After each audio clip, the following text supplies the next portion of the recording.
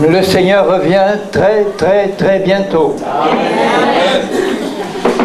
Si vous saviez comment son retour est proche, je ne peux pas vous dire le jour ni l'heure, c'est sûr, mais le Saint-Esprit parle dans les cœurs, dans le monde entier, pour dire que le retour de Jésus est très proche. Et je connais plusieurs témoignages, ou même des amis proches, qui ont soit été visités, ou qui ont connu d'autres personnes qui ont été visitées par des anges même, qui sont venus leur dire « Va prévenir le peuple que le retour est très proche ». Je travaille avec un ami pasteur dans le sud de la France, et il lui est arrivé quelque chose de très spécial tout récemment. Il y a quelque temps, il a eu un cancer. Et il a cherché auprès des médecins un traitement. Avec les chimiothérapies, les traitements, vous savez ce que c'est aujourd'hui de traiter un cancer par les médecins. Ils vous font quelquefois subir des traitements très difficiles, notamment la chimiothérapie. Et pendant qu'il était en train de suivre un traitement chimiothérapique, le Seigneur lui a parlé directement à son oreille. Il a entendu la voix audible de Dieu comme vous entendez la mienne. Et le Seigneur lui a dit, tu arrêtes tout, je vais te guérir. Alors il a obéi. Il est allé trouver le docteur en disant, Dieu m'a dit d'arrêter. Le docteur lui a dit, bon, si tu veux mourir. Le Seigneur l'a guéri complètement. Quelques mois après, il a un deuxième cancer au cerveau. Il avait des douleurs dans la tête, il a fait des examens et on a découvert 2 tumeurs derrière les 2 yeux. Et là, il a dit, bon, je vais suivre le traitement que me demandent de suivre les docteurs. Non seulement la chimiothérapie, mais ouvrir le crâne et couper les 2 tumeurs qui étaient derrière les 2 yeux. Donc il a fait cette opération. Je ne sais pas si je l'aurais fait à sa place, mais enfin bon, il l'a fait. Et ils lui ont ouvert le crâne, ils ont enlevé les 2 tumeurs et ils ont fait une erreur dans l'opération. Ils ont coupé aussi un bout de cerveau qui ne devait pas être coupé. Et dans ce cerveau-là, cette partie-là contrôlait les urines, l'eau dans le corps, etc. Et il commençait à se vider complètement de toute l'eau de son corps. Et quand les médecins ont vu qu'ils avaient fait une erreur, ils ont dit on va vous donner un traitement pour essayer de corriger. Parce que sinon vous allez vous vider et vous allez mourir. Ils lui ont donné un traitement et en plus la chimiothérapie et tout le reste. Et en plein milieu du traitement, le Seigneur lui dit arrête tout, je vais te guérir. Il est allé trouver le docteur pour dire Dieu m'a dit d'arrêter, j'arrête. Le docteur lui a dit dans 15 jours vous êtes mort parce que vous allez vous vider. Et non seulement il ne s'est pas vidé, mais le Seigneur l'a guéri. Quelques mois après, un 3e cancer se déclare. Dans le bras cette fois, un cancer du muscle qui était un cancer foudroyant qui en quelques semaines devait gagner tout le corps. Il est allé se faire examiner, les docteurs ont constaté ça et lui ont dit il n'y a pas de traitement, il faut couper le bras. Il est rentré chez lui, il a dit ça à sa femme, à ses enfants, avec les fatigues des traitements antérieurs et puis le découragement, il s'est couché et il a dit à sa femme et à ses enfants là vraiment je suis à bout. Et pendant qu'il était là couché, il a senti que son esprit commençait à sortir de son corps et revenait une fois. Son esprit est sorti de son corps une 2e fois et revenu. Il a dit à sa famille, peut-être que cette fois c'est la fin, peut-être que la prochaine fois je vais vraiment sortir de mon corps pour de bon. Et il est sorti de son corps pour de bon. Il s'est retrouvé dans son esprit et il m'a dit, je suis monté au ciel, j'ai vu des murailles en or et une porte magnifique et je suis rentré, j'entendais des chants magnifiques et j'étais bien Et je suis rentré et la première chose que j'ai vue, c'était une grande table, immense table qui était prête, toute chargée de bons aliments. Il m'a même décrit les aliments qu'il a vus. Mais ce qui l'a frappé le plus, c'est qu'au bout de la table, il y avait le Seigneur Jésus qui était debout. Et qui lui a dit, regarde, la table est prête, tu vas redescendre, prévenir encore une fois le peuple que c'est pour très bientôt. Si les aliments sont prêts, là, il ne faut pas qu'ils aient le temps de refroidir. Et il est redescendu immédiatement, il s'est réveillé, enfin il s'est retrouvé dans son lit. Et à ce moment-là, il m'a dit, j'ai vu une main transparente qui descendait sur mon bras, qui se pose sur mon coude. Et Dieu lui a dit à ce moment-là, ça n'ira pas plus loin. Le cancer qui était là, c'était déjà 22 cm de largeur, a commencé à réduire alors qu'il aurait dû s'étendre. Il est allé se faire examiner plusieurs fois à l'hôpital et à chaque fois les médecins ne comprenaient rien parce que ce cancer qui aurait dû se développer de manière foudroyante, il s'était réduit et la dernière fois que je l'ai vu, il y a quelques semaines, il ne restait plus que 3 ou 4 cm. Donc non seulement Dieu est puissant pour guérir, mais il a voulu prévenir une fois de plus son peuple que son retour était très proche et que tout était prêt maintenant. Et si le retour du Seigneur est très proche et qu'on ne sait pas ni le jour ni l'heure, la leçon, c'est que nous devons être prêts à partir à tout moment. Est-ce que nous sommes prêts à partir à tout moment? Si la trompette sonne là, Paul a dit que à la dernière trompette, c'est pas la dernière trompette de l'Apocalypse, puisque Paul, quand il a écrit ce passage-là, c'était vers l'année 50 après Jésus-Christ, et l'Apocalypse a été écrite à la fin du 1er siècle par Jean. Donc Paul ne connaissait pas l'Apocalypse, il ne connaissait pas les 7 trompettes de l'Apocalypse. Mais il y a une trompette qui doit sonner, qui doit marquer l'enlèvement de l'épouse de Jésus. Et cette épouse qui sera enlevée sera prête. Cette épouse, elle vit aujourd'hui dans un monde qui est de plus en plus dans les ténèbres. Nous sommes à la fin des temps. Et toute la parole de Dieu dit que la fin des temps, c'est une époque de ténèbres de plus en plus épaisses. C'est un temps où l'amour du plus grand nombre, dit Jésus, va se refroidir. C'est un temps où l'apostasie va grandir. L'apostasie, c'est qu'on a connu la vérité et on s'écarte de la vérité. Parce que Paul a dit qu'à la fin des temps, ce seraient des temps très difficiles et que les gens allaient se donner des foules de faux docteurs qui vont les caresser dans le sens du poil et qui vont leur faire entendre les choses qu'ils aiment bien entendre. Mais pas les choses que les vrais prophètes envoyés par Dieu vont dire. Quand Dieu envoie un prophète, tous les prophètes ont fini par être mis à mort parce que leur message n'était pas du tout agréable à entendre. Un vrai prophète ne va pas caresser les gens, il va les réveiller, il va les secouer. Tous les prophètes ont appelé le peuple à la repentance. Ils ont annoncé les jugements de Dieu qui allaient venir sur un monde rebelle ou sur un peuple de Dieu rebelle. Ils annonçaient aussi les bénédictions futures qui allaient venir sur ceux qui auraient un cœur obéissant. Et par les prophètes, le Seigneur a toujours voulu faire revenir son peuple à la vérité, revenir son peuple dans les chemins anciens, revenir son peuple au Seigneur avec un cœur bien disposé. Et malheureusement, on le voit dans la parole de Dieu, chaque fois que Dieu a envoyé un prophète, c'était un petit nombre qui écoutait. Et le grand nombre a rejeté le message des prophètes, et il en est de même pour la fin des temps. Il y a un des prophètes que Jésus a déclaré être le plus grand de tous les prophètes de l'ancienne alliance. C'était Jean-Baptiste. Pourtant, Jean-Baptiste n'a fait aucun miracle.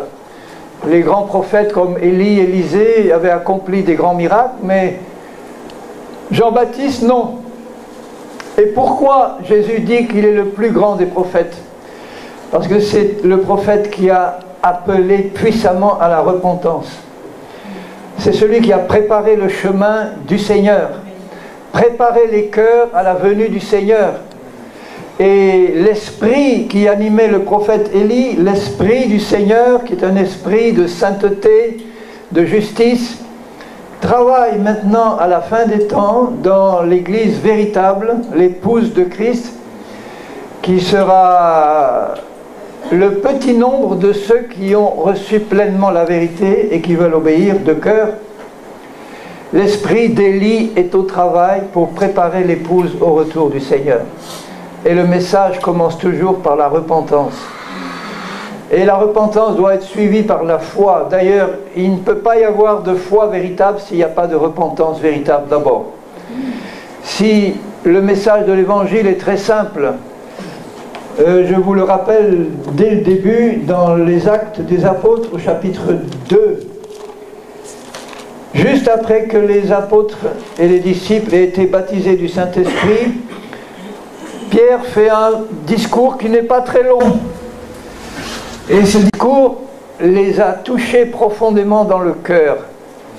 Et il termine ce discours juste avec ce verset, au verset 36, acte 2, « Que toute la maison d'Israël, c'est-à-dire que vous tous, juifs, vous sachiez avec certitude que Dieu a fait Seigneur et Messie, Christ, celui que vous avez crucifié. » C'est la pire chose qu'un juif pouvait entendre. Imaginez, les juifs attendaient le Messie depuis des siècles. Et là, quelqu'un vient de leur dire, celui que vous attendez depuis des siècles, c'est vous qui venez de le clouer sur la croix. Nous savons, nous, qu'il a été crucifié pour les péchés du monde et qu'il fallait qu'il soit crucifié. Mais les instruments de sa crucifixion, c'était le propre peuple de Jésus, du Seigneur, enfin une partie du moins, qui était là et qui criait « Crucifie, crucifie », alors que même le gouverneur romain voulait le relâcher. Et les chefs là du peuple, les Sadducéens, les pharisiens, les jaloux, ceux qui ne pouvaient pas faire tout ce que Jésus faisait, ce Jésus qui n'était même pas passé par leurs écoles bibliques, qui n'avaient aucune formation traditionnelle dans leurs écoles, au pied de Gamaliel ou d'autres grands sages d'Israël. Ce Jésus-là qui sortait d'un village, petit village de Galilée. Il y en a même qui disaient, parmi les disciples de Jésus au départ, mais de la Galilée peut-il sortir quelque chose de bon? Sache qu'aucun prophète n'est venu de Galilée. Il se trompait parce qu'il y en a un qui est venu de Galilée, c'est Jonas. Mais en tout cas, ce n'était pas une région considérée comme la plus sainte d'Israël. Et voilà que de cette région méprisée-là arrive un inconnu qui n'était pas passé par leurs écoles et qui fait des miracles et des guérisons et tout le monde le suit. Et ils étaient tellement jaloux qu'ils ont prétendu qu'il chassait les démons par l'esprit de Belzébuth. Et à la fin, ils ont fini par le faire crucifier et à rejeter celui que Dieu avait envoyé. Mais Dieu soit béni, c'était le plan du Père qui s'accomplissait ainsi. Il fallait que son Fils soit crucifié pour le péché du peuple, pour notre péché à tous, pour que nous puissions recevoir son salut parfait.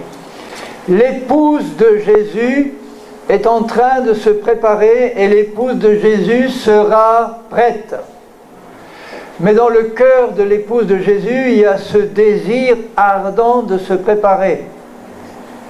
C'est-à-dire d'être dans l'état où Dieu veut qu'elle soit pour qu'il puisse la prendre. Regardez ce que Paul dit dans l'Épître aux Éphésiens, au chapitre 5 et au verset 22. Il dit « Femmes, soyez soumises à vos maris. » Ce n'est pas la femme qui doit commander, c'est le mari. Excusez-moi, mais enfin je rappelle le passage.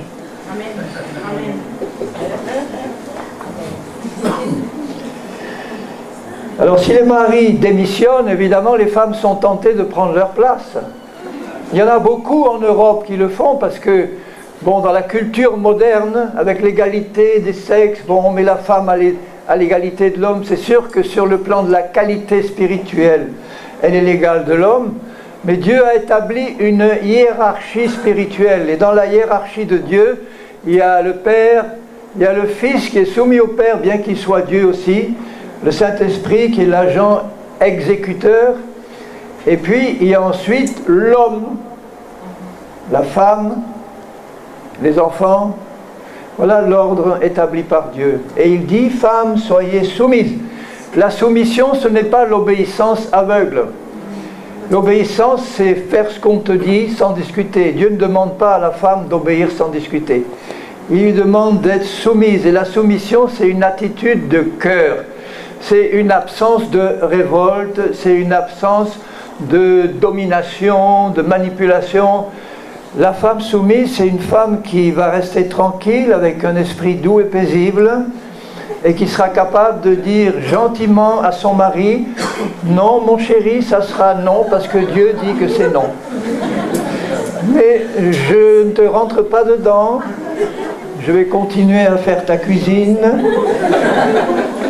Gentiment, je ne vais pas me révolter contre toi, je reste soumise. » Femmes, soyez soumises à vos maris comme au Seigneur. Ça veut dire que l'église de Jésus qu'il va enlever, c'est une église soumise. Soumise au Seigneur, soumise à sa parole. Et pour être soumis à la parole de Dieu, il faut aimer la vérité. Parce que la parole de Dieu, elle est vérité. Et l'église, sa caractéristique de l'église véritable de la fin, vous savez qu'il y a dans le monde 2 milliards 300 millions de personnes qui se prétendent chrétiens. Si on compte là les catholiques, les protestants, les orthodoxes et tous les mouvements, les sectes chrétiennes, etc. 2 milliards 300 millions de chrétiens de nom.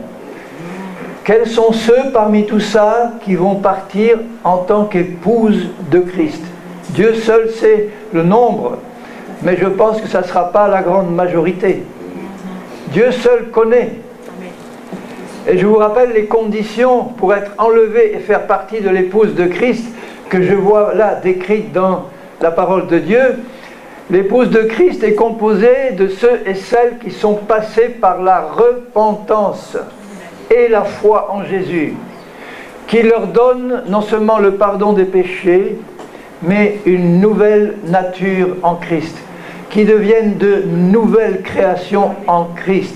L'esprit de l'épouse à l'intérieur a été transformé par la nouvelle naissance. Ses pensées, son intelligence, ses raisonnements doivent être renouvelés, mais son esprit à l'intérieur est né de nouveau. Il est recréé à neuf à l'image de Jésus. Il est saint, il est pur, il est parfait. Il faut que cette perfection et cette sainteté passent ensuite dans notre vie pratique, dans notre âme, c'est-à-dire dans nos raisonnements, dans nos sentiments, dans notre volonté, que cette sainteté passe dans nos corps aussi, qui doivent être offerts à Dieu pour être des instruments de sa justice, pour qu'ils soient aussi guéris des impuretés, des maladies et des infirmités. Est-ce que vous savez que pour Dieu, une maladie, c'est une impureté? Quand un lépreux était guéri, après avoir été guéri, il devait aller offrir un sacrifice pour être purifié de l'impureté de la maladie, alors qu'il était déjà guéri.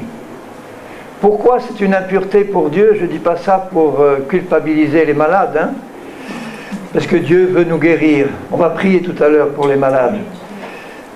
Simplement pour nous dire que dans la pensée de Dieu, la maladie, c'est une conséquence du péché depuis Adam.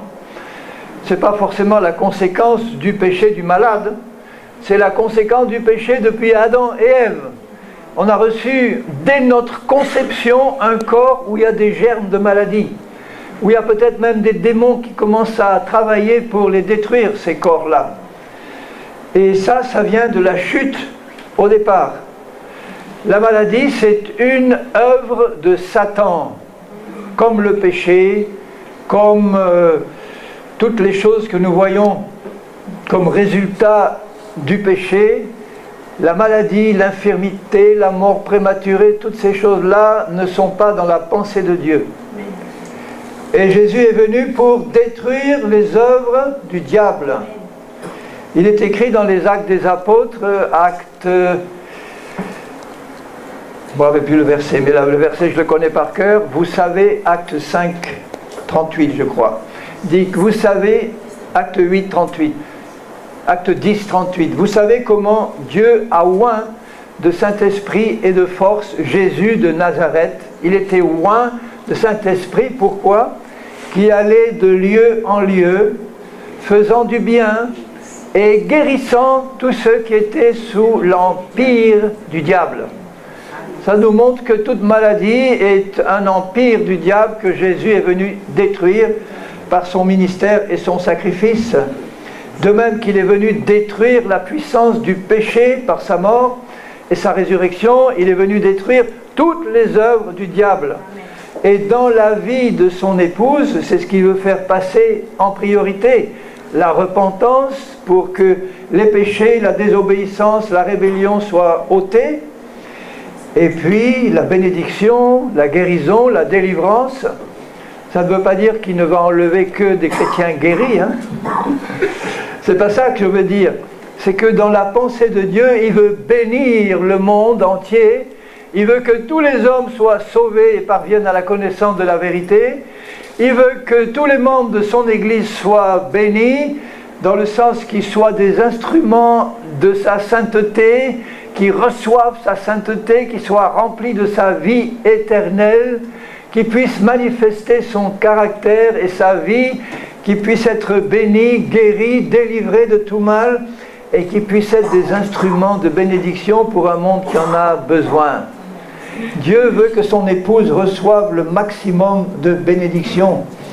Quand il dit, donc, femmes, soyez soumises à vos maris comme au Seigneur, car le mari est le chef ou la tête de la femme, comme Christ est la tête de l'Église, le chef c'est la tête, qui est son corps et dont il est le sauveur. De même que l'Église est soumise à Christ, vous voyez ce qu'il dit? De même que l'Église, il parle de l'Église véritable, l'épouse, est soumise à Christ, les femmes aussi doivent l'être à leur mari en toutes choses. Il ne dit pas de même que l'Église doit être soumise, il dit de même que l'Église est soumise. Dans le cœur de l'épouse de Dieu, il y a un esprit de soumission profonde par amour pour son Dieu. La soumission, c'est le désir de lui plaire. La soumission, c'est l'amour de la vérité. La soumission, c'est l'amour du Seigneur. La soumission, c'est la foi en sa parole. La soumission, c'est le désir ardent d'être éclairé. La soumission, c'est la volonté de se repentir quand le Saint-Esprit nous le montre. La soumission, c'est la volonté de progresser dans la perfection pratique. La soumission, c'est le désir de manifester pleinement Jésus dans notre vie, pour sa gloire, et dès maintenant. Quand, au début de l'évangile de Matthieu, nous voyons Jean le Baptiste commencer son ministère, au chapitre 3 et au verset 1er, parut Jean-Baptiste prêchant dans le désert de Judée, et il disait, repentez-vous parce que le royaume des cieux est proche. C'était le message de Jésus quand il a commencé son ministère. Son message c'était repentez-vous parce que le royaume de Dieu est proche. Quand il a envoyé ses disciples, deux par deux, il leur a dit prêchez la repentance. C'est le message qu'il y a sur le cœur de Dieu. Pourquoi le Seigneur nous demande à nous, qui voulons faire partie de l'épouse de Christ, vous voulez faire partie de l'église ordinaire ou vous voulez faire partie de l'épouse de Christ? L'épouse de Christ. Amen. Parce que c'est celle-là seulement qui va être enlevée. L'épouse de Christ, C'est celle donc qui est née de nouveau par la repentance et la foi en Jésus-Christ, en Dieu et en Jésus-Christ. C'est celle qui a un cœur de disciple. Jésus a dit, allez, faites de toutes les nations des disciples, les baptisant au nom du Père, du Fils et du Saint-Esprit, et apprenez-leur à obéir à tout ce que je vous ai commandé.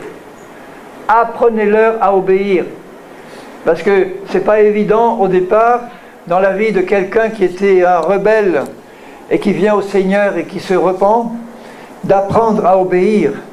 Pour ça, il faut que son cœur soit changé. Et il faut qu'il passe par une nouvelle naissance. Il faut qu'il reçoive le Saint-Esprit. Il faut qu'il commence à obéir au Seigneur.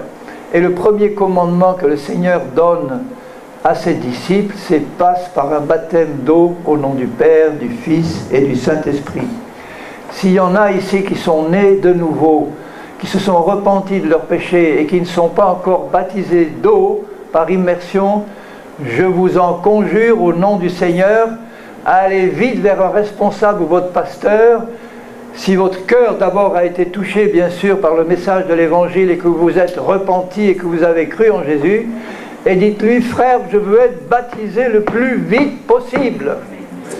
Parce que c'est écrit là qu'il baptisait les nouveaux convertis dès le jour de leur conversion. Ils devaient faire confiance. Ils n'étaient pas là pour étudier leur dossier, pour voir s'ils avaient accompli un certain nombre de conditions que Dieu ne demande pas à ce moment-là. Mais ils demandaient d'obéir à Dieu. Quand Corneille et sa famille se sont convertis, les premiers païens, que Pierre les a vus commencer à parler en langue, il a dit, peut-on refuser l'eau du baptême à ceux qui ont reçu l'Esprit comme nous au commencement?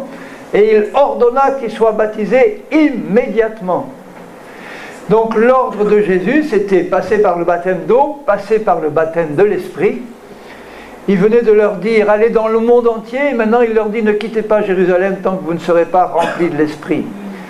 Alors je vous en prie, au nom du Seigneur Jésus, si vous n'êtes pas baptisés de l'Esprit, c'est ce soir que vous devez l'être. C'est la chose la plus simple au monde. Qu'est-ce qu'il faut faire pour être baptisé de l'Esprit? Il faut le demander à Dieu avec foi, dire Seigneur, je sais que tu donnes ton esprit à ceux qui le demandent et à ceux qui veulent t'obéir ou à ceux qui t'obéissent. Alors Seigneur, à combien plus forte raison tu dis toi-même, Dieu donnera son esprit à ceux qui le demandent, à combien plus forte raison si vous, méchants comme vous l'êtes, vous savez donner des bonnes choses à vos enfants, à combien plus forte raison votre Père Céleste donnera, c'est-à-dire donnera la plénitude du Saint-Esprit à ceux qui le lui demandent. On va prier tout à l'heure pour ceux qui veulent être baptisés du Saint-Esprit et pour ceux qui veulent être guéris. Pour être baptisé du Saint-Esprit, il faut que vous le demandiez à Dieu de tout votre cœur, à condition que vous soyez nés de nouveau d'abord, évidemment. Que vous soyez repentis de vos péchés, que vous ayez cru en Jésus. Et dès que vous aurez demandé à Dieu de vous remplir de son esprit, il vous remplira immédiatement. Et si vous le croyez, il vous demandera de le croire, les signes suivront. Vous ouvrirez votre bouche et vous laisserez sortir la langue nouvelle que le Saint-Esprit ne va pas manquer de vous inspirer à ce moment-là. Le jour où je me suis fait baptiser d'eau, 2 heures après, j'ai été baptisé de l'Esprit. Parce que jusque-là, j'avais résisté au baptême d'eau. Je ne voulais pas passer par le baptême d'eau. J'étais catholique, né à Lourdes. Je disais, mon baptême catholique est valable. Maintenant que je suis converti, c'est bon. Mais quand j'ai commencé à lire la Bible, j'ai vu que ce baptême que j'avais reçu n'était pas le bon. Que je n'avais pas été plongé. Que je n'avais pas compris moi-même en tant qu'adulte converti. Et quand j'ai capitulé au bout d'1 an, j'ai demandé à mon pasteur, au pasteur de l'église où j'avais entendu le message, qu'il me baptise le jour même. Il l'a fait. Et 2 heures après, des frères m'ont dit, mais demande le baptême du Saint-Esprit. J'ai dit, qu'est-ce que c'est que ça? Je ne connaissais rien. Ils m'ont montré Acte 2. Ils m'ont dit, tu vois, le Saint-Esprit est venu sur eux. Et ils se sont mis à parler en d'autres langues. J'ai dit, alors qu'est-ce qu'il faut faire? Ben, demande-le, et il va te le donner. Et moi, dans mon intelligence humaine, j'ai dit à Dieu, ben voilà comment ça doit se passer, Seigneur. Moi, je vais être là, tranquille, je vais attendre que tu me remplisses et que tu me pousses à parler. J'aurai rien d'autre à faire. J'attends une demi-heure et il ne s'est rien passé. J'entendais les autres parler en langue à côté, ça me dérangeait, j'ai arrêté tout le monde, j'ai dit, il y a quelque chose qui ne va pas là. Qu'est-ce qu'il faut faire? Moi, j'attends que Dieu me pousse à parler et il ne le fait pas. Et ils m'ont expliqué, ils ont essayé de m'expliquer parce que c'était pas facile. J'avais ma conception, mon idée à moi, et donc on dit, bon, on recommence, on va voir maintenant. Alors j'étais là, j'ai dit, Seigneur, j'attends. J'attends. Manière de dire, mais tu tardes, Seigneur. Et le Seigneur a eu compassion de mon incrédulité. Il m'a fait ressentir spirituellement comme un gros ballon rempli d'huile qui posait doucement sur ma tête. Vous savez, ces ballons gonflables là, au lieu d'être rempli d'air, il était rempli d'huile, il pesait doucement sur ma tête. À un moment donné, le ballon a éclaté et j'ai ressenti l'huile couler sur moi, une huile spirituelle, rentrer en moi. Et du coup, j'ai dit, ben, Seigneur, maintenant c'est le moment que tu me fais parler en langue, maintenant. Fais-moi parler en langue. Et il n'y avait rien qui venait. À un moment donné, le Seigneur m'a dit, dans mon cœur, il m'a dit, mais ouvre ta bouche et dis ce que je vais t'inspirer maintenant. Je ne savais pas ce qu'il allait m'inspirer. J'ai ouvert la bouche. Il y a un mot qui m'est venu à la tête, je me le rappelle encore, putsch. Et j'ai osé dire putsch. Je me suis senti complètement ridicule. J'étais professeur de psychologie à l'université. Je me suis dit, si mes étudiants me voyaient là, ils penseraient vraiment que c'est moi qui suis devenu fou. Après, il y a putsch. On sait ce que ça veut dire, un putsch, c'est un coup d'État. En russe, putsch, ça veut dire le chemin. Dans d'autres langues, en tahitien, putsch, ça veut dire peut-être quelque chose, je ne sais pas. Mais ça a un sens dans beaucoup de langues. Alors, j'ai osé dire ça. Et après, comme je commençais à réfléchir en me disant, qu'est-ce que ça veut dire? Et pourquoi putsch?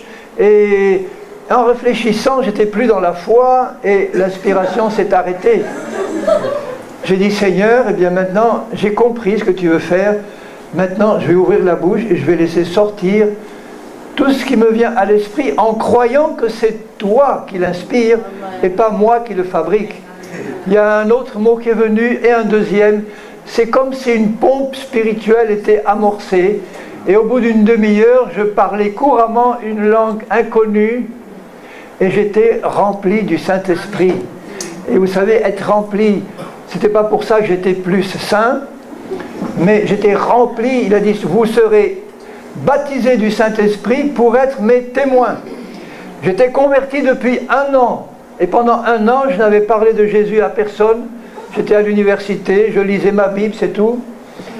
Mais dès que j'ai été rempli, ce dimanche-là, le lundi, je suis allé trouver mon directeur à l'université, en privé, je lui ai dit, Jacques, est-ce que je peux utiliser ma salle de psychologie pour annoncer l'évangile? Et il a reculé un moment, il a dit oui. Il a été convaincu par le Saint-Esprit. Il aurait dû dire non. Parce qu'à l'université, on ne laisse pas des gens comme moi annoncer l'évangile comme ça. Il aurait dû me dire, tu feras ça dehors, mais pas ici. Il m'a dit oui. J'ai commencé à inviter les professeurs, les étudiants. Le peu que je savais, je leur disais. J'imposais les mains aux malades, etc. Ça a fait un remue-ménage. Et après quelques années, j'ai plus pu supporter. Il a fallu que je démissionne et que je parte annoncer l'évangile. Donc, et Jésus veut qu'on soit rempli du Saint-Esprit. Son épouse sera composée de chrétiens nés de nouveau, baptisés d'eau et d'esprit. Certains me disent, ah oui, mais non, moi, non, c'est pas biblique ça. il suffit d'être sauvé, né de nouveau, et ça suffit pour être enlevé. Je dis non. Et je l'affirme de la part de Dieu. L'épouse, elle est soumise, et les deux premiers commandements que Jésus a ordonnés, c'est le baptême d'eau et le baptême de l'esprit. Pour être sauvé, il suffit de croire, de se repentir et de croire. Mais il faut faire partie de l'épouse, il faut être soumis, obéir aux commandements de Jésus. Et les deux premiers, c'est baptême d'eau, baptême de l'esprit. Vous savez ce qu'il vous reste à faire maintenant, hein? Alléluia.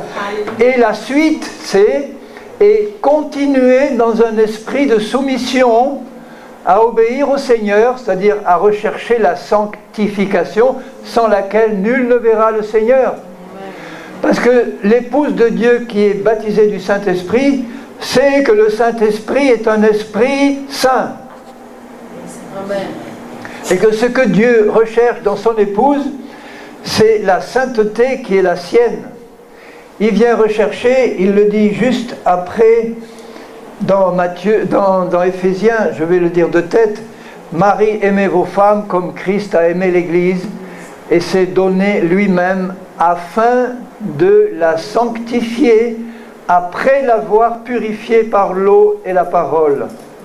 C'est dans Éphésiens 5, verset, je ne me rappelle plus, mais c'est la suite. Il dit bien que l'époux vient chercher une épouse sanctifiée, purifiée. Il dit afin de faire paraître devant lui cette épouse glorieuse, pure, sans ride ni tache, mais sainte et irréprochable. C'est ça qu'il veut dans son épouse. Et pour qu'il puisse arriver à ce résultat, il faut une épouse docile et soumise. Il faut qu'on ait compris qu'il faut passer le plus vite possible de l'état de chrétien charnel à l'état de chrétien de plus en plus spirituel. Il y a dans le cœur de l'épouse ce désir de dire à Dieu, Seigneur, je sais que quand je commence ma vie chrétienne, je suis forcément charnel. Il n'y a aucun chrétien qui est spirituel dès le début de sa conversion, ça n'existe pas. On est tous charnels. Il n'y a qu'à voir les Corinthiens, la pire église du Nouveau Testament. Paul leur dit, vous êtes charnels que ce n'est pas possible.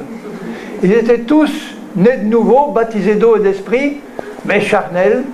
Et Paul leur dit, il ne faut pas rester dans cet état-là. Si vous êtes charnels, vous êtes des bébés, vous vous disputez, vous faites des sectes, des clans. Il faut être débarrassé de tous ces aspects charnels.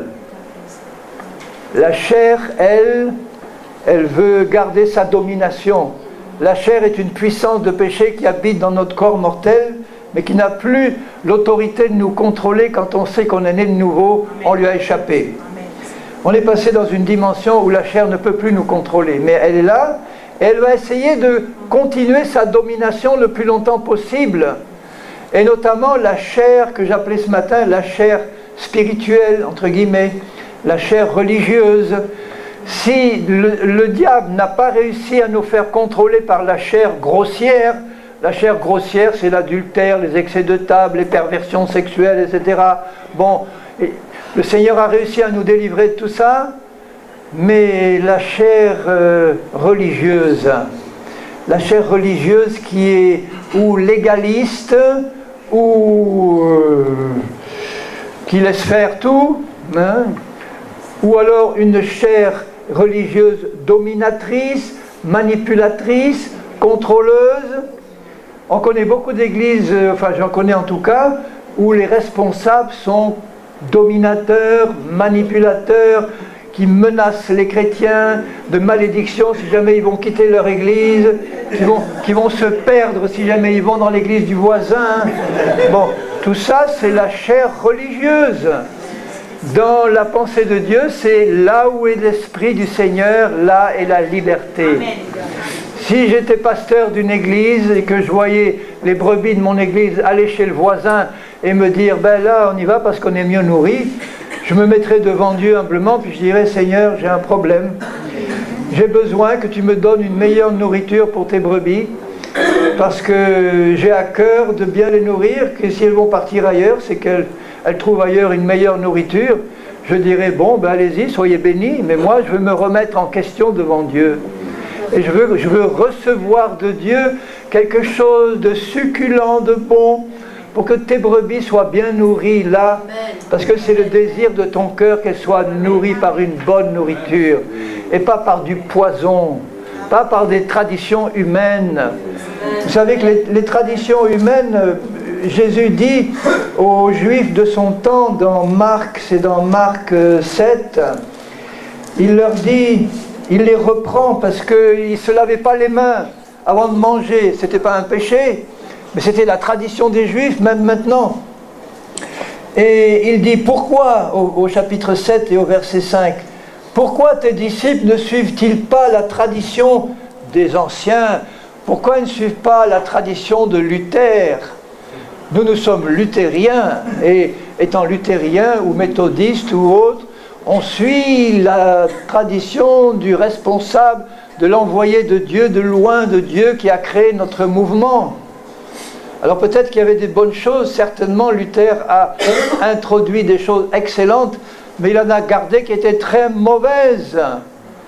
Et c'est pour ça que d'autres mouvements sont sortis pour créer des églises qui étaient de plus en plus évangéliques, pour qu'à chaque fois on reçoive davantage de lumière du Seigneur. Et là, il leur dit, au verset 6, répondit Jésus, « Hypocrite, Ésaïe a bien prophétisé sur vous, ainsi qu'il est écrit, ce peuple m'honore des lèvres, mais son cœur est éloigné de moi. » Alors que l'épouse de Jésus-Christ, elle, son cœur désire ardemment plaire au Seigneur. Elle va mettre ses lèvres en accord avec son cœur. Ça ne sera pas de l'hypocrisie. Elle va louer le Seigneur avec son cœur et avec ses lèvres, et pas pour paraître.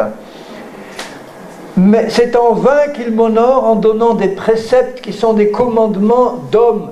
Vous abandonnez le commandement de Dieu et vous observez la tradition des hommes. Mais dans beaucoup de doctrines chrétiennes, les traditions des hommes ont remplacé la parole de Dieu. Je cite simplement le cas de la guérison divine. Vous savez que Jésus s'est chargé sur la croix non seulement de nos péchés, de nos iniquités, mais de nos maladies et de nos infirmités. Alors aujourd'hui, il y a trois traditions, enfin il y a trois enseignements en général qui sont donnés à propos de la guérison. Le premier enseignement dans certaines églises consiste à dire que aujourd'hui Dieu ne guérit plus. Aujourd'hui, les guérisons c'était pour il y a 2000 ans, pour lancer l'église, lancer le mouvement, mais maintenant nous avons progressé. Maintenant Dieu guérit par la médecine, il a donné l'intelligence aux hommes, et c'est comme ça qu'il guérit aujourd'hui. Ça c'est un enseignement possible. Deuxième enseignement, dans certaines autres églises, il dit Dieu, il guérit aujourd'hui, mais il fait comme il veut. C'est-à-dire, s'il veut te guérir, il te guérira. S'il ne veut pas te guérir, tu mourras avec ta maladie. Tu auras plus vite au ciel. Tu vas glorifier Dieu dans ta maladie. Tu vas montrer comment tu souffres avec persévérance. Mais si Dieu ne veut pas te guérir, tu ne seras pas guéri. La troisième enseignement, qui est l'enseignement de la parole de Dieu, c'est que la guérison est inclue dans le sacrifice de Jésus à la croix. De même que le pardon des péchés est inclus dans le sacrifice de Jésus à la croix. Il est écrit que Jésus a porté à la croix dans son corps les péchés de tous les hommes, de toute l'humanité. Et c'est pour ça qu'un pécheur, quand il vient au Seigneur et qu'il demande pardon, il est pardonné immédiatement. Parce que Dieu a placé sur Jésus les péchés de tous les hommes. Et c'est un droit maintenant pour les pécheurs, un droit de recevoir de Dieu, parce qu'il s'est engagé lui-même à pardonner tous ceux qui lui demandent pardon du fond du cœur. Il est pardonné tout de suite, quel que soit le péché. Et l'enseignement de la parole de Dieu, c'est de nous révéler que de la même manière qu'il a porté nos péchés, il a aussi porté nos maladies et nos infirmités. Et c'est pour cela que Jésus guérissait. Quand il se trouve devant la femme qui était courbée, vous savez, depuis 18 ans, il s'approche d'elle et il lui dit « Femme, tu es délivrée », alors qu'elle n'avait rien demandé. Elle entre là dans la synagogue, il s'approche, il dit « Femme, tu es délivrée de ton infirmité ». Il lui impose les mains et elle est guérie, elle se relève. Elle avait un esprit d'infirmité, un démon. Il n'a même pas chassé le démon, il lui a dit « Tu es délivré de ton infirmité ». Et en lui disant ça, le démon a dû partir, évidemment. Et les pharisiens qui étaient là commencent à se révolter parce qu'il a osé guérir quelqu'un le jour du sabbat. Vous vous rendez compte? Ils mettaient le sabbat au-dessus de la compassion pour les malades. Et Jésus se fâche et il leur dit, ne fallait-il pas que cette fille d'Abraham soit délivrée de ce joug le jour du sabbat? Dans le cœur de Jésus, il dit, il le faut. Il voit un malade ou un infirme, dans son cœur, il dit, il faut que celui-là soit guéri. Tous ceux qui se sont approchés de Jésus pour recevoir la guérison ont reçu la guérison. C'est écrit dans Matthieu, je le lis pour vous dans Matthieu 8, au verset, tout le chapitre 8 de Matthieu montre à quel point la compassion de Jésus guérissait tous les malades. Le lépreux qui lui dit au début, Seigneur, je sais que tu peux guérir, mais je ne sais pas si tu veux. Et le cas de beaucoup de chrétiens, c'est ça. Seigneur, je sais que tu peux tout, mais est-ce que tu veux me guérir moi? Et lui, il répond, Jésus, je le veux. Il le touche, je le veux, sois guéri. Et il a été guéri. Après, c'est le serviteur du centurion. Après, c'est la belle-mère de Pierre qui est guérie. Il menace la fièvre et elle s'est levée pour les servir. Parce que quand on est malade et couché, on ne peut pas servir Dieu. Et au verset 16, il dit, le soir, on amena auprès de Jésus plusieurs démoniaques. Il chassa les esprits par une parole, dit le grec, va-t'en, pars, sors. Et il guérit tous les malades. C'est toujours écrit comme ça. Il guérit tous les malades. Alors je sais, Seigneur Jésus, que tu es là au milieu de nous. Amen. Je suis en train simplement de répéter la parole que tu nous as donnée dans ta bonté. Je sais que tu n'as pas changé, que tu es toujours le même. Amen. Que tu veux toujours sauver, que tu veux toujours délivrer, baptiser de ton esprit et guérir exactement comme tu le faisais il y a 2000 ans. Et pourquoi tu l'as fait il y a 2000 ans, Seigneur? Parce que c'est écrit dans ta parole bénie. Il guérit tous les malades afin que s'accomplisse ce qui avait été annoncé par Ésaïe le prophète. Il a pris nos infirmités, il s'est chargé de nos maladies. Le prophète avait annoncé ça 600 ans avant. Et là, Jésus est en train d'accomplir, ça s'est accompli à la croix, mais il a fait bénéficier à l'avance, de même qu'il a pardonné à l'avance les pécheurs, parce qu'il allait prendre leurs péchés à la croix, il leur a fait bénéficier d'un crédit, de bonté, de miséricorde, parce qu'il savait qu'il allait accomplir les conditions de son Père. Il fallait qu'il guérisse tous les malades parce qu'il a pris nos infirmités, il s'est chargé de nos maladies. Il nous demande donc de croire, et l'épouse de Jésus, comme elle a un cœur soumis, elle prend par la foi la grâce que Dieu lui donne de comprendre sa parole et de croire du cœur à la parole de Jésus. Elle est soumise. L'épouse de Jésus, elle a cette réaction devant la parole de Dieu. Seigneur, c'est écrit, je comprends ce qui est écrit, c'est bon pour moi, ça me suffit. C'est écrit, ça me suffit. Je sais que dans mon cœur, parce que je crois en ta parole, toi qui es fidèle, tu vas accomplir simplement ta parole parce que tu es un Dieu de fidélité qui tient sa parole. Donc là, nous sommes là ce soir pour nous rappeler ces vérités. Si nous voulons faire partie de l'épouse de Jésus, nous devons savoir que dans sa bonté d'époux, de mari, puisque l'épouse va se marier avec Jésus, dans sa bonté, le Seigneur est en train de préparer sa belle épouse.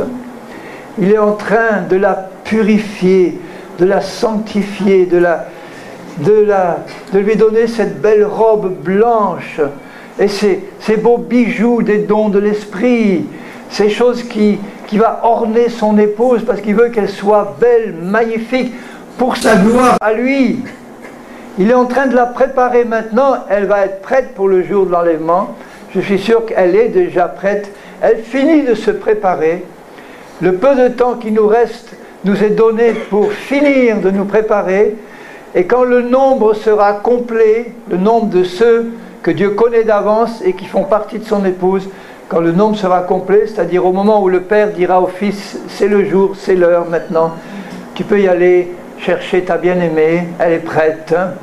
La dernière touche finale, c'est quand notre corps corruptible sera en un instant, à la dernière trompette, changé en corps incorruptible. Et là, nous serons débarrassés des derniers poids de la chair qui habite encore dans notre corps. Et nous allons immédiatement monter à la rencontre de notre Seigneur.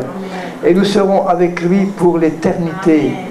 Et nous avons intérêt à y être, à monter, parce que vous savez ce qui va se passer pour les chrétiens qui ne vont pas être prêts à partir, qui ne se seront pas sanctifiés. Et ce n'est pas difficile de se sanctifier quand on aime Dieu.